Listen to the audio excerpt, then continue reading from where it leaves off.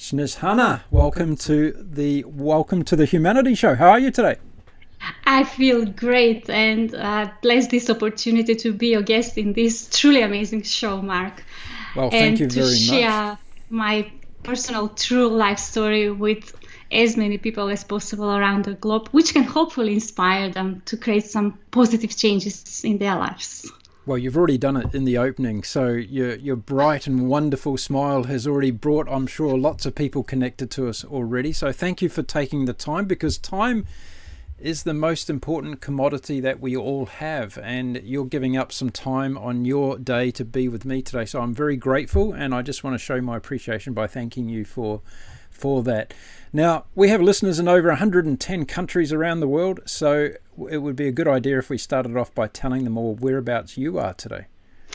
I live in Melbourne, which is the capital city of Victoria, and Victoria is a beautiful state in Australia.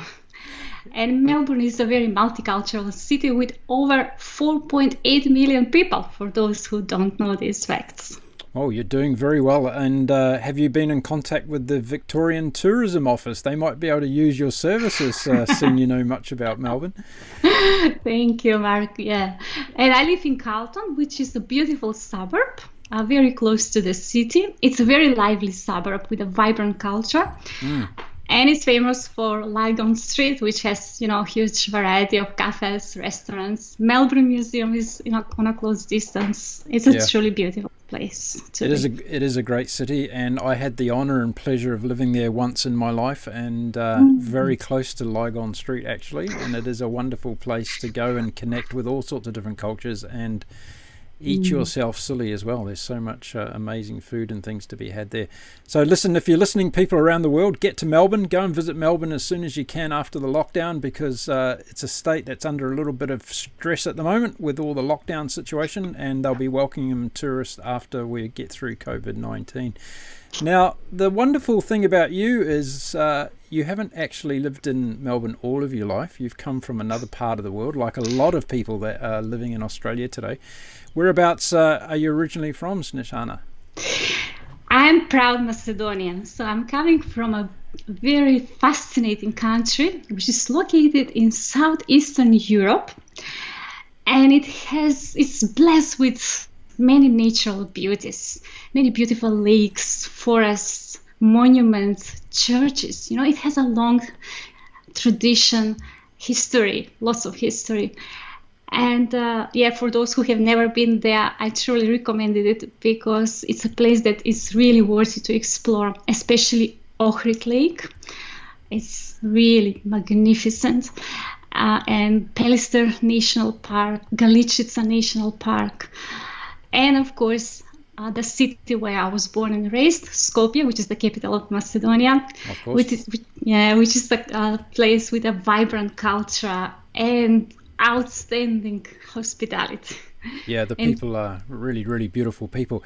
And if you're listening around the world, and particularly in Australia and this part of the world, not a lot of people are that familiar with the geography of Macedonia. If I'm right, it's between Albania and Bulgaria and Serbia. And Serbia, that's right. Okay, so Albania, Bulgaria, and Serbia, and just over 2 million people call Macedonia home. It's a good population. It's a bit smaller than Melbourne, is that right? Oh yes, much smaller than Melbourne, but at the same time, as I said, it's a place that is really worthy to visit, and it has delicious cuisine. Yeah. So it's really a great place to visit. Go for that reason. And if you're not up to date on your history, superior state from Yugoslavia in 1991, it got its independence. And ever since then, it's been creating its own footprint in the world, has Macedonia. And there's been a lot of things. It's been quite a few movies actually shot in Macedonia. So you might have been along to see some Hollywood features recently, and some of the filming in Macedonia. But you're right, the people are lovely, the food is great, and the touristic outlook is fantastic. So get over there and visit Macedonia. What's the thing you miss the most about it, Snezhana, about Macedonia, besides the people, obviously? Yes, exactly. The people are really beautiful, very warm and loving. This is what I really miss. But also the food, as I mentioned, we have really beautiful cuisine. And the music, of course. Right. Our music. Yeah. Is there a large Macedonian community in Melbourne? There is a large Macedonian community. We are blessed because of that, because of course now we have many friends among the Macedonian community, and then this is how we can also keep the traditions, in this foreign country. So yeah, that's really important, isn't it? That you can keep those traditions alive. How long have you lived in Melbourne for, or in Australia for? That's a very good question. So in Australia, I live with my family for more than 16 years. Okay. So you're almost like an Australian. Well, I'm Macedonian, but of course I learned a lot from this beautiful culture. So I'm really blessed for this opportunity. So a lot of people would probably want me to ask you if you're supporting the Carlton Football Club yet. Is that one of your things that you're doing in Australia? That's a good question. I can disappoint them because my focus is on something, different, which is, my life mission is basically to look after the well-being of the people around the world, their personal growth and development. And I devoted my life to that, basically. So I'm really focused on that. That's beautiful. And because you're doing that, you probably don't have any time left for football or anything like that. Look, I love sport, but I love ping pong. I'm really good in ping pong. Oh, you like ping pong? It's a great game. I love ping pong too. Yeah, it's really good. And my passion is dancing. So Latin American dancing and jazz ballet. That's me. Wow, fantastic. So that's really good because Melbourne's got a lot of places where you can go and do such things because of the cultural aspect of the city. And and excuse my naivety here around Macedonian dancing, but what's the national dance of Macedonia? We call it Oro. So it's a beautiful form of connecting with the people because how we do it, basically we hold each other's hands. Yep. And then, we're listening, of course, to the music and we dance it all together. And it's really amazing to see and especially to feel that. Mark, I think I need to teach you. Yeah, I'd love to learn. And if I'm having a vision in my head, I've probably see the ladies with long flowing skirts that go out and there's lots of, jumping around and all of that. Is that right? Have I got that right? Beautiful. Yes, exactly. But it doesn't have to be a long skirt. Oh, okay. In today's day you can. Of course, if we're not talking about the traditional folk dance, which is, different when you have that special uniform in a way, to wear when you do that. So for the people that are familiar with the Balkan area in Europe, in terms of the dance kind of genres, they're quite similar. Is that right? If I look at Greek dancing versus dancing in Macedonia, Serbia, would I be right in saying that the dances are quite similar? They are. There is a lot of similarity in terms of the culture and the cuisine. Because, as you mentioned beautifully, especially with Serbia, Bosnia and other republics, previous republics in ex-Yugoslavia. So we are basically, living in the same country. So that's how they influenced the tradition. Now, I mentioned to you before we started the show that I have a big travel audience that are absolutely crazy on travel and they want to know more and more. So just for one more minute, I'm going to talk about Macedonia. Talk us about the food. What are some of the national dishes of Macedonia? It's a very good question. So the most traditional Macedonian dish is called tafče gravče, which is basically baked beans in a clay pot, and they're actually prepared, baked, and served in a clay pot. It's really delicious. And sarma, I should not forget that because Macedonians know what I'm talking about. It's a really amazing, really beautiful. It's like cabbage rolls, basically, and it takes like about 2 to 3 hours to cook that meal. So it's well prepared and it's so delicious. Beautiful. Well, I'll tell you what, I'm going to put you on the spot here. We've got a food show that we're starting on this channel, and we've got a resident Australian. Well, he's an international chef, but he's currently living in Australia. And he's going to cook up a whole lot of recipes from around the world for us. So if you send me a couple of Macedonian recipes, we will get them made up on this show and promote them around the world. So there we go. There's a challenge for you at the end of the show today. That's amazing. That's wonderful. I also love to cook. So that will be my pleasure to help you and to support this amazing idea. Wonderful. Okay, well, thank you very much. Now, why did you choose to come and live in Australia? Well, after my graduation as a medical doctor in Macedonia, I started to work as a general practitioner for several years. And as I mentioned already, I followed my other passion, which is Latin American dancing. So basically, I founded a dance school for children, which was very successful. So I had more than 200 members in that dance school, and we were invited on the most popular, Macedonian TV shows and competitions. We won great prizes. It was an amazing time in my life. Yeah. In 2002, I was blessed to meet and to marry my husband, Emil, who is a general practitioner. Yep. And the next year, we had our first child, Christian, who was born in 2003. So in 2004, basically, at the end of 2004, we decided to move to Australia to grow professionally. It was a big urge in both of us that we need to do that move. And my husband got a position as a general practitioner in Bowen. In Bowen, okay. Yes, it's a very small town in northern Queensland, but Mark, we didn't know anything about that place, of course. Right. At that time. So basically, when we arrived there, Christian was only 18 months old. Right. And we didn't have any family, any friends there. Everything was so new, and it was very, very hard period of our life because we had to adjust to the new culture, which in many ways differed from our own culture, and also to the language, because my English at that time was very poor. It was hard for me to communicate with the local community. And also my husband, had to adjust to the new job, to the new system, which was also very different than the Macedonian system. So it was very hard, and I became pregnant. Right. So I had a really difficult pregnancy, unfortunately, and with no help, it was very, very hard time for us. So basically, we stayed in Bowen for 10 months, and it was also, as you probably know, the climate for us was unbearable. It's very hot, yeah. We couldn't believe it, and it was like very different than the life in Skopje, because Bowen is a very quiet place, and we used to have different lifestyle in Skopje especially. So after 10 months, he got another position as a general practitioner, my husband, in Brisbane. Right.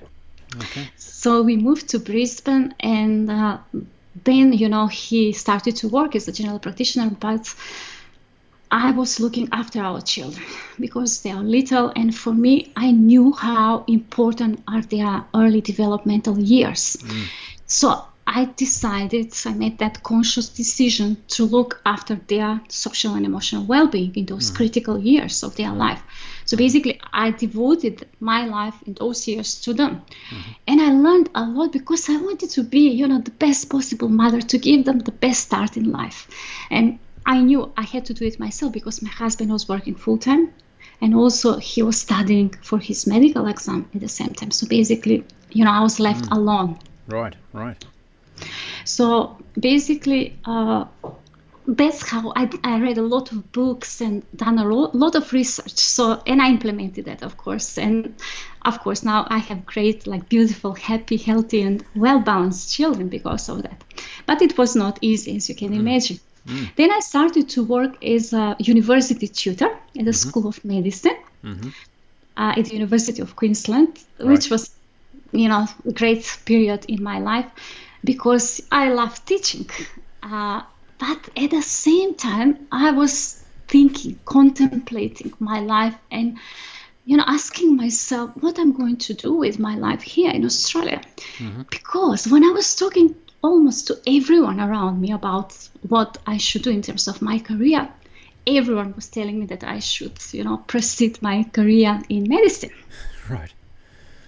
Yeah. But my heart was telling me something different, that I need to pursue my passion in psychology because I've been always interested in that, And it was not easy decision because I knew that was a big turning point in my life, but I felt deep in myself that this is life is giving me an opportunity where I can really choose what I really want, So, yeah, in silence, I was searching my soul, I was searching my heart to give me the right answer. And then I made that conscious decision to follow my heart. Wonderful. To follow my passion in psychology and to pursue it. So I enrolled in a course to become a counsellor at the Australian Institute of Professional Counsellors. Mm-hmm. And I truly enjoyed it. I can't tell you how much I enjoyed that course, of course, because I learned so much about myself first, and It helped me to understand myself better. And then I was looking forward in the future to help others. What a brilliant story. I've got to jump in because I've got so much I want to ask you about what you've already shared. And the first one I'm interested to know is when you came out from Macedonia to Bowen, of all places in the world to go to, you went to Bowen. Was this part of the visa requirement, that because your husband is a doctor that they wanted him to go to a remote area to work? Exactly. Very good. Yeah. Although, to be honest, what he did, it was very, very brave for all of us, to do that move. But at the same time, it was very difficult because he did it over internet, basically. He got that job, of course, with everything, medical board registration, everything was done before we moved to Australia. But yeah, you're right. We couldn't move to the bigger city. Yeah. But we are thinking like this, like we are a young family, so we might in these first years of our children's life, it's okay to live in a smaller place. But it was very hard. The conditions were too hard. I'm sure a lot of people are listening and watching today who are considering moving countries, particularly at the moment. They might be unsettled with what they're doing from a career point of view or also just from a living point of view, and they're looking to go to another country. What do you think are the most hardest or difficult things in terms of those first few steps in immigrating to another country? So, you see, when we did make that decision that we want to go to live in another country, basically, at least I can speak from my personal experience, I was very excited. And, you have some dreams, some beautiful dreams, The thing is, when you arrive, you can see that it wasn't like that ideal picture that you had about that country, especially in my case in terms of the culture and, as I mentioned, and many other things, and also in my case because I left all my loving family members and lifelong friends back home. Right. So that social support was lacking. Yeah. And what about you did live in Bowen, so you probably did have kangaroos jumping down the main street of the city, did you? Yes, kangaroos now, they are like, our home animals, you're right, they are like our friends. But not only that, the climate was the biggest shock for us. It was so hot and humid. And unfortunately, and because I was pregnant, now the ladies can understand me, of course, and, you just feel different in that period. And it was unbearable for me because I had to take showers all the time. Basically, it was so hot for me, Yeah. And we didn't have air conditioning in the accommodation. We struggled. And the food. That was also another thing. Yeah. Actually, when you're pregnant, you're craving for us. You don't know, but I'm telling you. I'm craving for food all the time. Yeah, but it is a specific food that the baby wants. Actually, it's not what you. It's if you've really connected. I'm very connected with my body, and of course with my child. I was craving for a specific food. And we couldn't find it. That was another interesting story. What happened, my poor husband, what he has done just to find that food, because I just wanted that specific food. And because Bowen, unfortunately, is a place where we are probably the first Europeans. Right. So basically, you can imagine how they were looking at us. And when we asked for that specific food, which is nothing like and we'll eat it every day in Macedonia. It's a feta cheese. It's like white feta cheese. But they could not understand. They didn't have it, at that time at least. Yeah. So basically, these are, these issues. But on the flip side of that, did you enjoy acquainting yourself with new types of cuisine, and particularly up in that area, because you've got some of the greatest fruit that are grown in Australia? It's the fruit capital of the world, really, in a lot of the places up there. So, was there also the benefits from connecting to new things that you hadn't tried that you did actually fall in love with? Of course, but you still miss your food. Yeah. So basically we are traveling like for 1 or 2 hours just to get like one Italian little shop where we could find our food. It was crazy.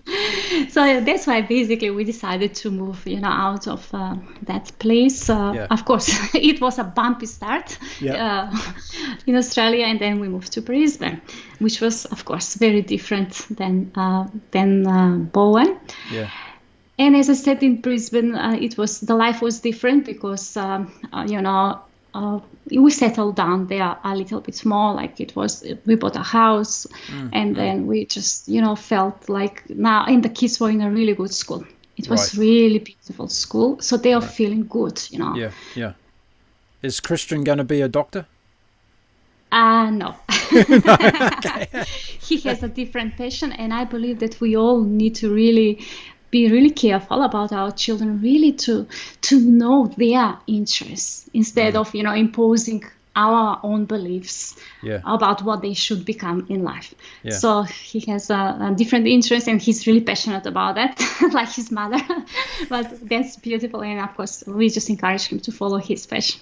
Yeah, great. It's interesting how our generation, I talk about yours and mine, we get to the age we are, and we finally become awakened to who we really want to be and what we truly want to do, isn't it? So the faster we can pass that on to the younger ones, the better, for them to have a longer journey, of course, in doing that.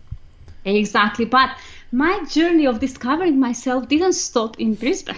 I'm sure it didn't. No, tell us what happened next after the psychology counselling. Yes, so basically I was studying still the diploma in counseling, and I learned that they have a campus in Melbourne. So basically in 2010, my husband got a position in Melbourne. So we moved from Brisbane to Melbourne. And I continued with my diploma in Melbourne. But this was another turning point in my life, because when we moved to Melbourne, we enrolled our children in the state government school, which was, the closest school to where we used to live. And then what happened was that very quickly I realized that my children were not happy with the new school.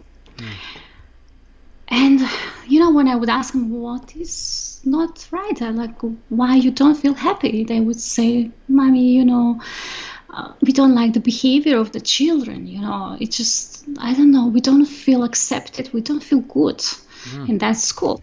So that was for me, knowing how much I really cared about their well-being. So what I did, I went to the school and I wanted to see what is happening. So I was just observing, in the school playground, and of course I could see many issues, regarding the behavior of the children. So I could definitely see, that the children, my children, our children, of course, we had to remove from that school. And I spoke with my husband. We came to the same decision. But then an idea came to me. I said to myself, yeah, sure, I will take my children out. But how about these beautiful souls? How about the other children? Because I know where is the problem. I read so much about children's social and emotional well-being. I've done so much research. I need to do something. I cannot explain the feeling that I have had, such an enthusiasm. And then I just felt that I need to take some inspired action. And this is exactly what I did. So I started to think about how I can do it in the most practical way, because I read some books, about children's social and emotional well-being, but then I wanted to create something unique, something very practical, and something engaging and interesting for the children, and of course meaningful at the same time. Yes. So I sat down and I started to write research-based programs for teaching social and emotional skills, which were based on the real life experiences of my children, So basically, in that case, I thought they will be so relevant for the children, instead of just, like writing them in a scientific way. So no one can understand what you're talking about. You had 2 case studies at home, didn't you? Exactly. Well said, Mark. Exactly. So I wrote, and this is how I was planning the book. So I first sat down and structured the book, and I have a talent for writing. My father is a very famous poet in Macedonia. Okay. So, that is inherited. And my daughter now inherited my talent for writing. So this is how it goes, which I'm very proud of her. So what I did, I sat down at home and I started to write the programs for preparatory children, which is the age between 4 and 5 years old. Mm-hmm. And that program basically consists of 18 activities. This is how I planned it. Right. So once I did that, I approached one of the prep teachers in the same school where my children used to go. And I told her what I did. And I said, look, I think you're doing a really good job, but I thought that this might help you with, the behavior of the children. And then I told her all the research shows that basically, these programs can not only help children to improve their social and emotional skills, but also to behave in a more socially appropriate manners, to be more kind, to be more loving, and also to be more engaged academically. I love what you did, because there's a case in the world where a lot of people will sit back and just complain about something that's going on, and they don't come up with a solution. And what you did here was obviously provided a solution to the issue, which was very dear to your heart, because it was the welfare of your children and the growth of your children. But also you showed a lot of empathy by thinking of all the other children in that school who were potentially having the same issues, which I'm sure they were. And exactly. I'm assuming, and correct me if I'm wrong, you were very lucky to find someone who accepted your solution as being something of value rather than dismissing it and feeling judged by your approach. So is that the right way to say it? Yeah, very, very. You said it so beautifully. Thank you, Mark. Exactly. I feel blessed that I found that amazing teacher. But I believe that when you have such a great idea, which is, it has to be supported by the universe in some way. The universe will just open the way for you. And this is what happened. So when I approached her, I just showed her what I did, and she said, look, I'll have a look and then I'll let you know. In 1 week, she called me and she said, wow, this is fantastic. This is exactly what we need, And she said, when are you free? Because I think it's better that we can do it together. I said, yes, let's do it, Yeah. I was so happy, So we did it. We implemented the programs together. Right. How long did that take to implement? It's a very good question. It's like you're reading my mind, Mark. Such a beautiful connection we have. So I planned the activities every activity to be about 30 minutes, half an hour, not too long, because the attention span of the children cannot last, of course, more than 30 to 45 minutes. Yep. But the incredible thing happened, because the way I planned these activities are so engaging, so interesting, so meaningful, for the children. So when I finished with the first activity, and I was like, thank you so much, children, I need to go now. And they're like, no, please stay. We want more. We want more. I was like feeling so happy and excited. I said, I knew it. This is working. Yeah. And actually, the way I plan the activities is to be introduced in the classroom every week. So one activity each week. Can you tell us about one of the activities? Can you tell us what one of the activities were? It's a very good question. So basically, these activities, as I said, are based on the latest research in the field of social and emotional well-being. So there are 5 core competencies, skills that every child needs to have in order to be healthy, happy, and academic successful. This is what the research shows. So these are self-awareness, which means to be aware of our own emotions and of our strengths and talents. So basically, the practical activity is beautiful. So basically, we teach children how to connect with themselves, with their true self. It's very, very important. Yeah. Then we have self-management. very important, how to deal with our emotions, especially the negative feelings, which is anger, and how to have good organizational skills. Basically self-management, responsible decision-making, how to make sensible decisions, and how to cope with challenging situations in a peaceful manner. Social awareness, which is so important. How to be aware, of the diversity of the different perspectives of others, and also how to empathize with others. And relationship skills, how to form and maintain positive relationships with others. So, really fascinating stuff. And I'm sure there's a lot of people listening and watching to us right now who are saying, hang on a minute, they can be all transferred to adults, not just for young prep students. Huh? Oh, such a great point, Mark, because the scientific research shows that those children who lack social and emotional skills, and unfortunately there is a great percentage in Australia, the research shows that 40% of the kids lack social and emotional skills, but we have similar percentage, especially in the developed countries in the world.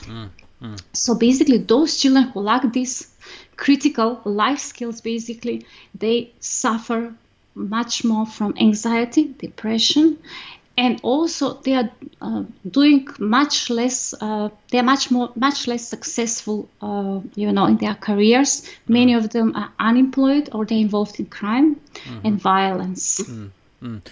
I'm not going to challenge you on anything psychological today, because I'm sure you can outsmart me on that. But I do want to make some comments based around observations. I think in terms of, when we talk about these very important behavioural patterns that evolve as we get older, we don't lose them. They don't go away. They're all part of our DNA as we get older, and therefore they start to cause problems, throughout our life, and they become those subconscious patterns that we have that are always in our mind. So you and I are going to go on shortly and talk about the pathway to changing some of those things and the importance of it. But I love the story, and I love what you did at the school.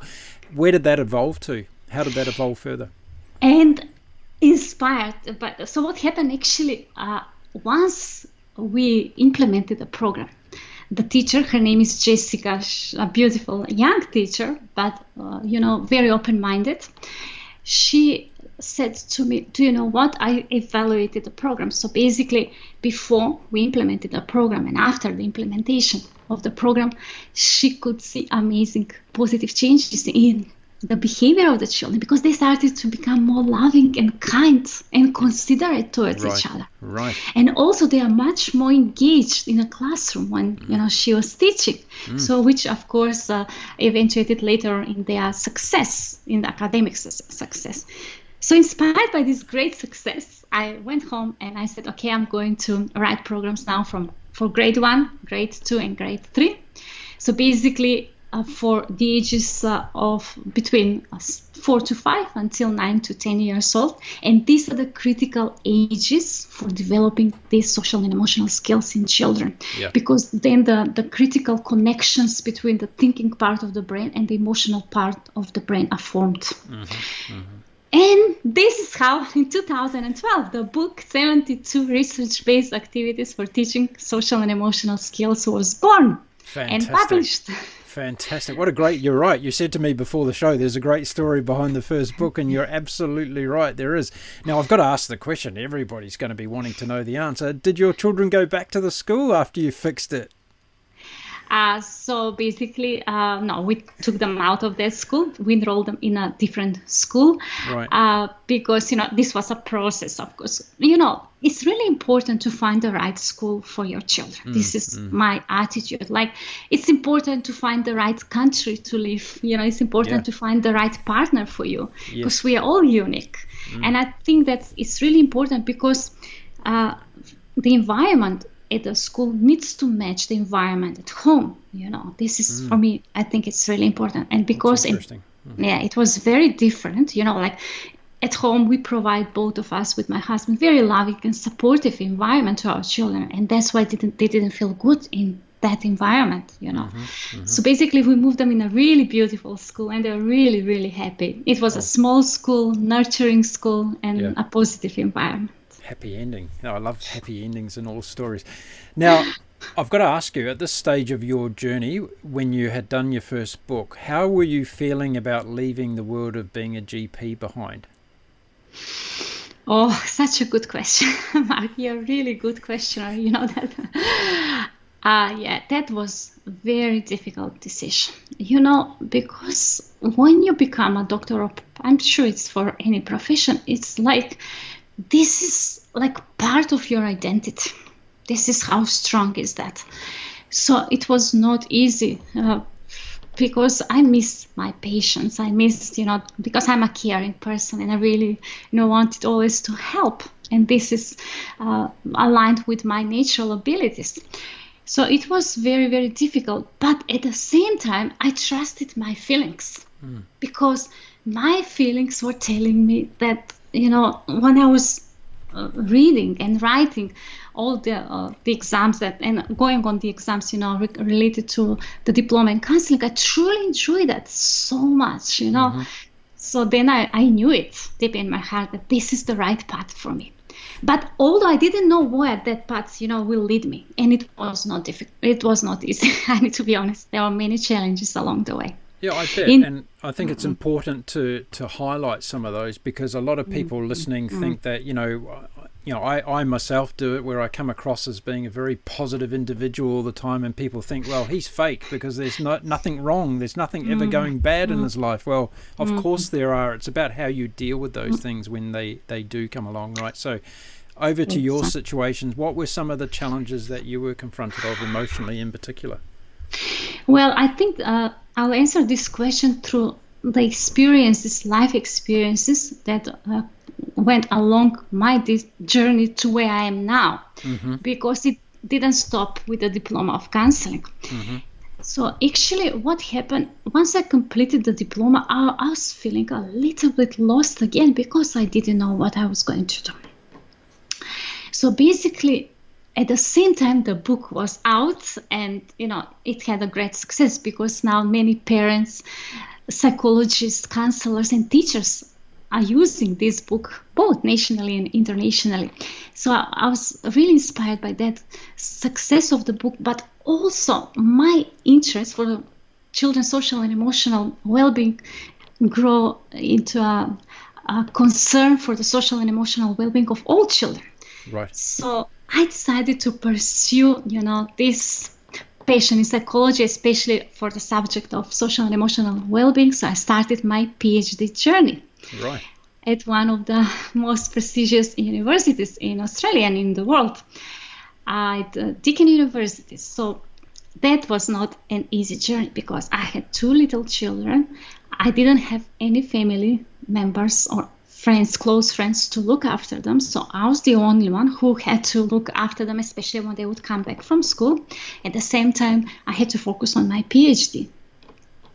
My husband, was working full time, so it was not easy. It was very difficult. And along that journey, I had to also face many challenges in terms of, like the behavior of the people, some people don't believe in you and you had to prove yourself. You have to say, okay, I know what I'm doing. I love this. So it was not easy.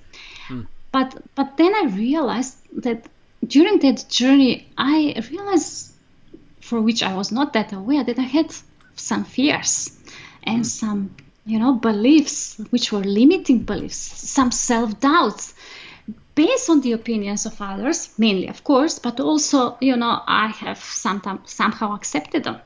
So as much as I loved the subjects and my PhD thesis, I would question myself, is this the path that I need to go? And there was to be honest with you, at one stage in this journey that I would almost quit my PhD, as much as I loved it, just because, I thought that these are insurmountable obstacles by other people, not my family, of course, just the people, the naysayers out there that we tend to come across to keep us focused on our path.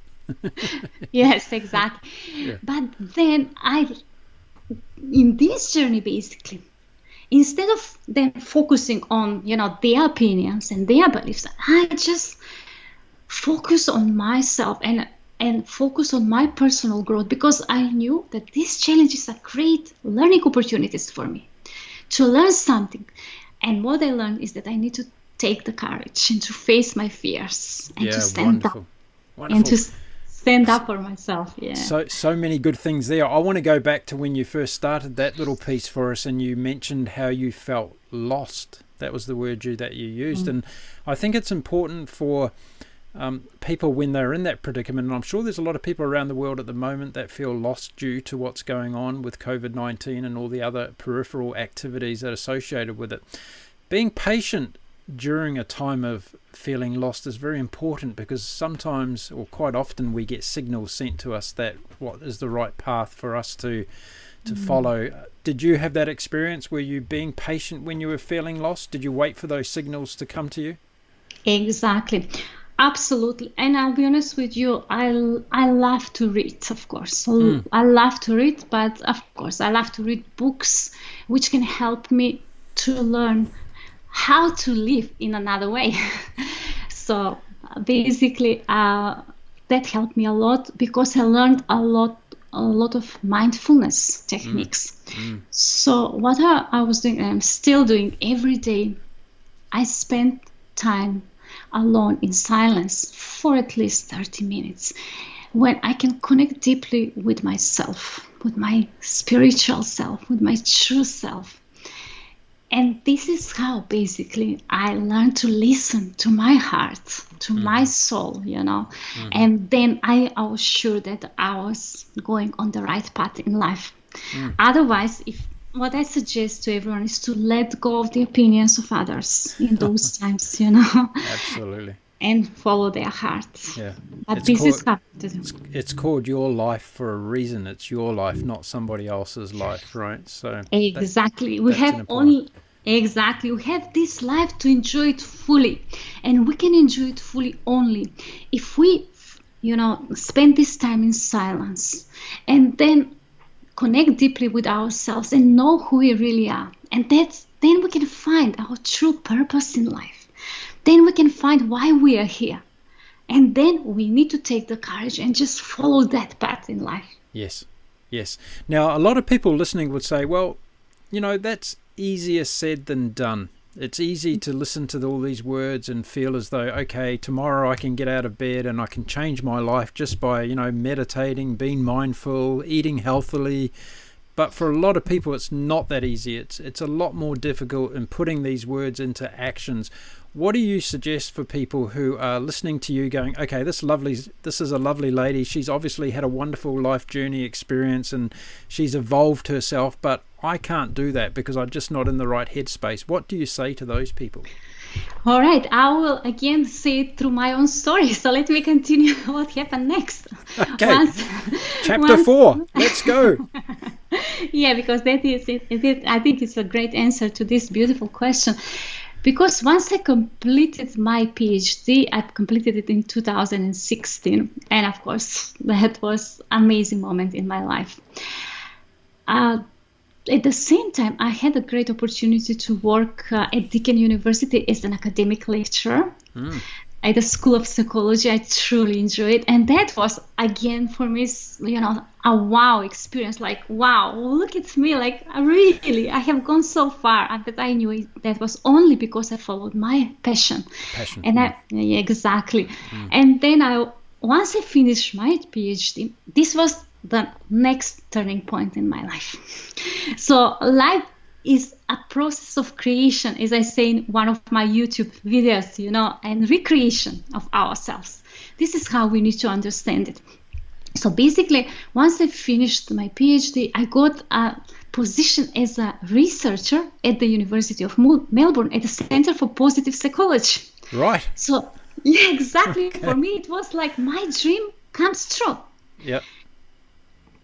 And now, I really enjoy that. I love research, of course, especially in the field of psychology. But at the same time, I was missing, that part of seeing patients and helping patients, because I know that this is something that I truly enjoy. So what happened very quickly, in 2015, I got a position as a counselor at William Inglis Institute Medical Center. And so there was time when I was doing these two jobs, basically. Right. You know, yeah, working as a researcher and working as a counselor. And deep in my heart, I knew I had to make a choice again. So again, how I made that choice, I think this is important for everyone to understand, you know. I went in silence and using these mindfulness techniques and listening to the quiet voice of my heart. So which path I need to follow.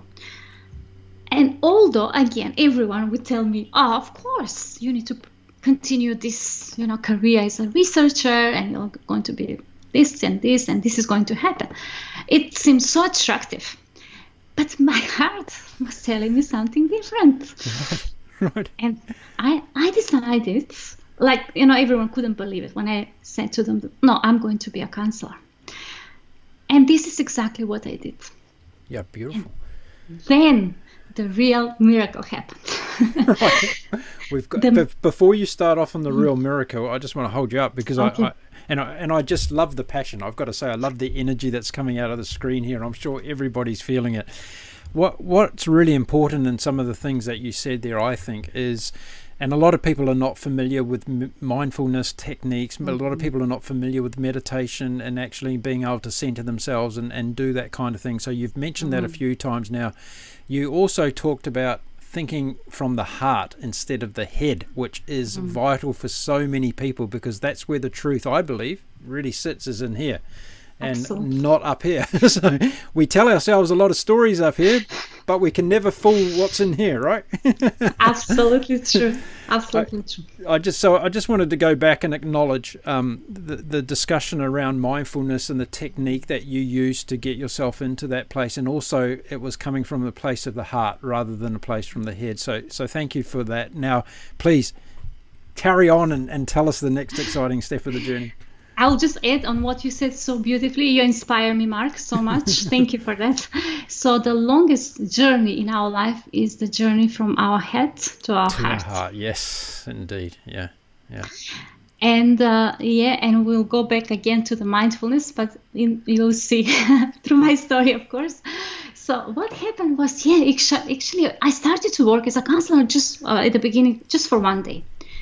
But then the miracle happened because, you know, I could see very soon the great positive changes happening in front of my eyes with my patients.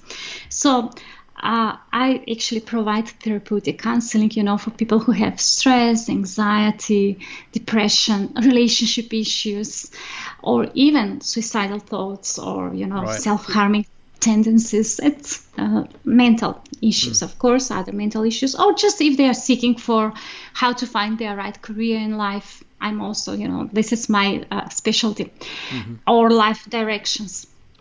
So also I provide mindfulness coaching as well. Right. So basically, yes. How many hours a night do you sleep? That's the first question I have. That's a very good question. Well, I need to be honest with you. I have a very balanced life.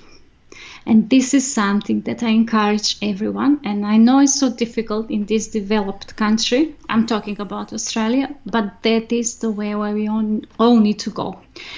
Because only in this way you can be more productive and more creative. Again, I can speak from my personal experience. Because, you know, I need to also look after myself well, so to be able to give the best of myself to my patients. So what I did is, exactly seeing these great positive changes, you know, in my patients. So what I do, I at the beginning of the counseling journey with me, or coaching journey, I give them a standardized scale, which is a worldly standardized scale for measuring the level of depression, anxiety, and stress. Right. Okay. So usually you can imagine in the beginning when they come, they have very high levels, sometimes extremely high levels.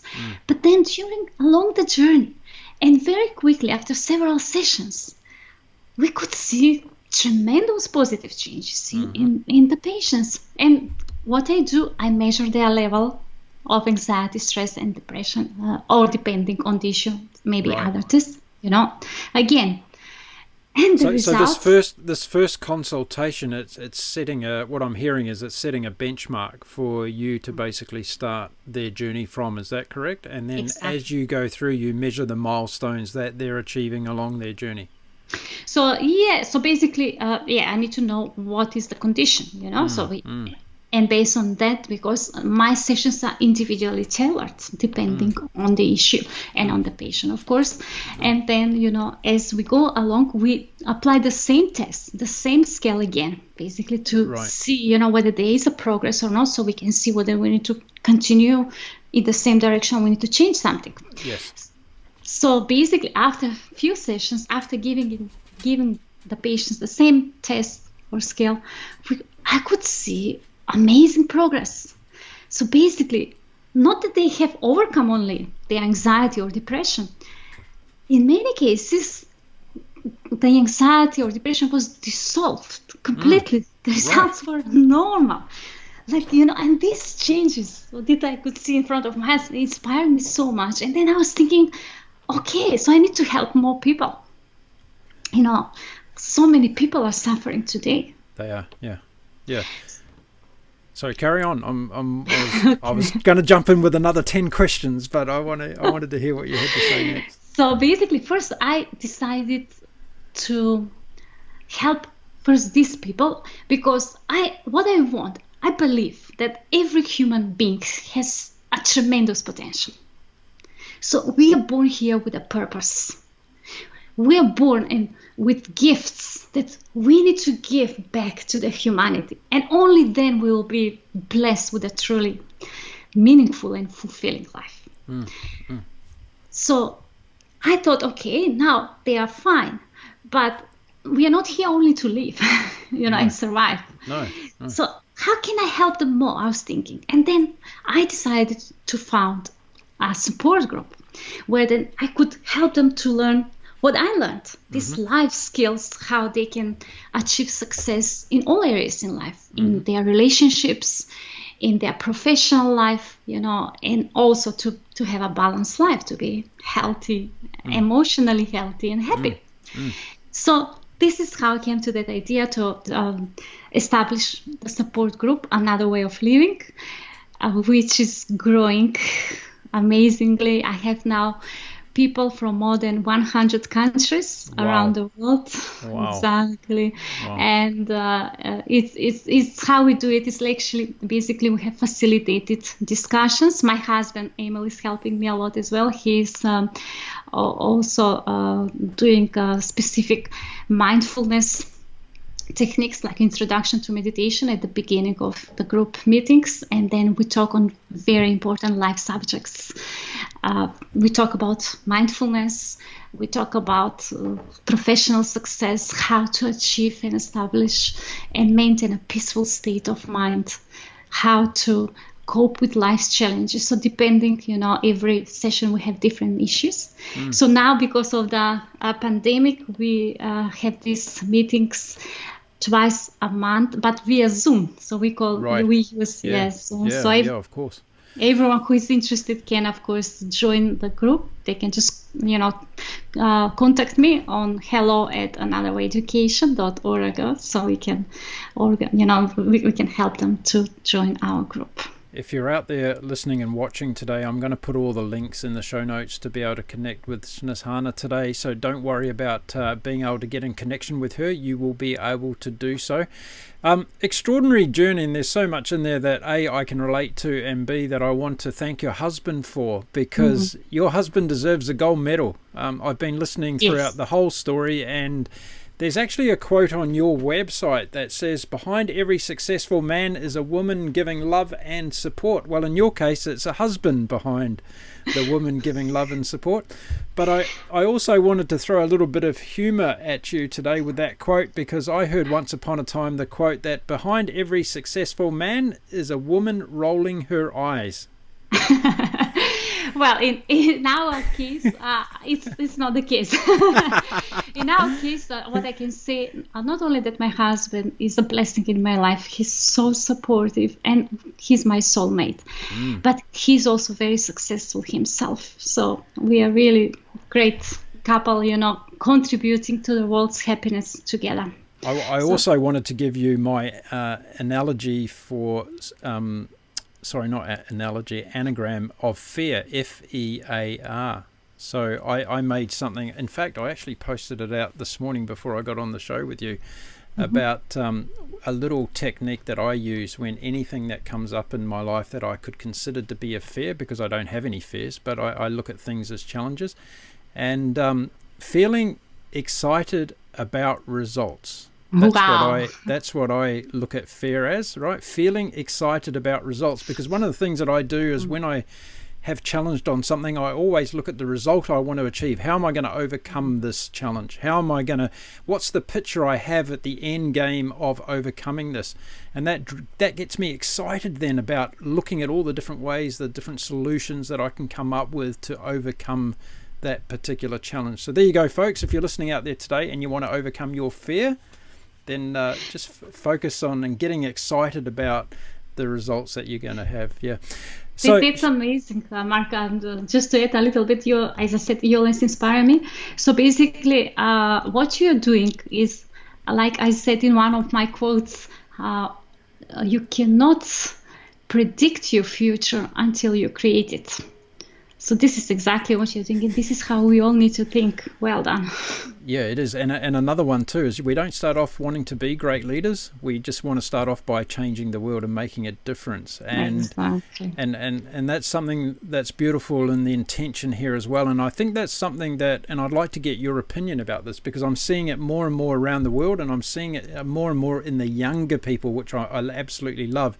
There's more focus on the subconscious, empathetic and conscious living in life today than perhaps there's ever been in the world before. And all of these things that are challenging us, whether they be global pandemics, whether they be economic recessions, they're opening the door to a new reset button for us to all push, whether it be at a country level, at a national level, whether it be at an individual level, or whether it be in our relationships and in our families. So would you agree with that? Do you think this is a wonderful time for humanity in terms of hitting the reset button and launching into a wonderful new future for all of us? Absolutely. This time gives us a glorious opportunity to really focus inwards, to focus on what truly matters, to focus on the human values, to connect with our true self, but also to connect with others, with the most important people in our life, because otherwise you will be lost, and that is not the way that we need to go. Yeah, exactly. I want to, on behalf of all my amazing listeners and viewers around the world, I want to applaud you on your journey of leaving behind your native country of Macedonia, coming to Australia, starting a new wonderful life, learning about yourself so much on that journey, and now making such a difference by giving back and making a difference. I want to applaud you for your amazing work so far, and I know you've got a lot more to do still. Yes, thank you so much, Mark. And also probably the last important thing that I would like to mention today is that willing to help as many people as possible around the world to overcome their suffering, to overcome their fears, their self-doubts. So learning from my personal experience and all the research that I have done, I published the second self-help book, Another Way of Living, A Journey to Infinite Peace, Immense Joy and True Freedom, which of course, as you know, I told you, it has great success. It has outstanding reviews on all online bookstores. Yep. And it is translated in Macedonian language and it's selling in Macedonia. Yes. Fantastic. Well, that's great. Great. Also, last thing is that it's translated in Spanish, so soon it's going to be published in Spanish. And also, I wrote another book. Oh, goodness. And I'm waiting for the right publisher now who can see the potential of that book and then, spread the message to as many people as possible around the world. Well, can I put you on the spot again? Because I already put you on a spot at the beginning of the show with your Macedonian recipe that you're going to give me. But how about we give away a copy of your second book to one of my listeners today? How about we do that? That would be wonderful. So the book can be found in paperback format, Mark, but also in electronic format on our website, www.anotherwayeducation.org. But I'm more than happy to give away to some beautiful souls. Okay, well, I want the listeners and the viewers to work for your book. I don't want them to get it too easy. So what they must do is they must write into us, and they can do that on the Humanity Facebook page. So get connected to us on our Facebook page. Write into us about what you're going to do as your first step to change your life to have a better life. So if you come in and tell us that, then we're going to put all those people that respond into a bucket. We'll draw out a name and we'll send you a copy of Snezhana's book. So how about that? That's a good way of doing it, isn't it? That's amazing. And because the book can also help them a little bit more, it has the answers of the most significant life questions: how to overcome their fears, how to achieve and maintain a peaceful state of mind, how to communicate effectively with others, how to make the relationships work, how to manage emotions effectively, and finally, how to find their true purpose in life and reach self-realization.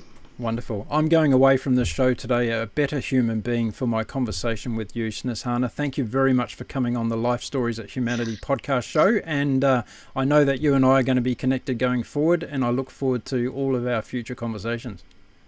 It was a real pleasure to be your guest. And the final message for everyone is if the viewers, if they want more inspiring, engaging content, they can go on my YouTube channel, Dr. Snezhana, and they can watch these educational videos in all different subjects: relationships, professional success, or also we have some great inspiring true stories there. So everyone is more welcome, to watch these videos. Thank you so much. It was truly enjoyable experience, Mark. You're welcome. Have a lovely day, and we'll speak again soon. Thank you, Mark. All the best.